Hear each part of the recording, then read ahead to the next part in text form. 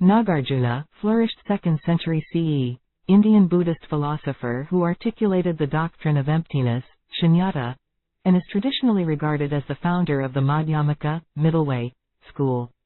In the chapter on motion, for example, Nagarjuna asks whether gatam, going, is to be found on the path already traversed, the path being currently traversed, or the path ahead. After considerable reflection, he finds going to be absent in each of these places and concludes that going is therefore not to be found. It is this, not finding, that is the emptiness of motion.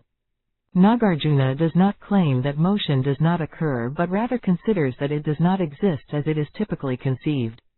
Nagarjuna defined emptiness in terms of the doctrine of pratitya samutpada, dependent origination, which holds that things are not self-arisen but produced in dependence on causes and conditions.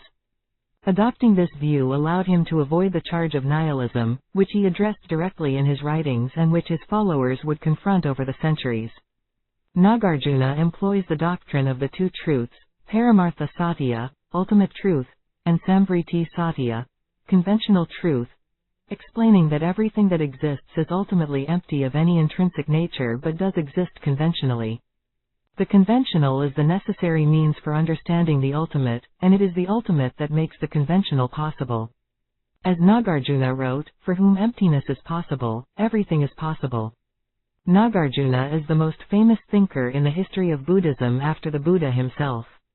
This fame was certainly present in the Buddhist cultures of Asia but was enhanced in the West by the preservation of his Mula Madhyamika in Sanskrit and its early study by Orientalists. European scholars initially condemned his philosophy as nihilistic, but succeeding generations have regarded Nagarjuna as a sophisticated philosopher whose views parallel those of a variety of European thinkers.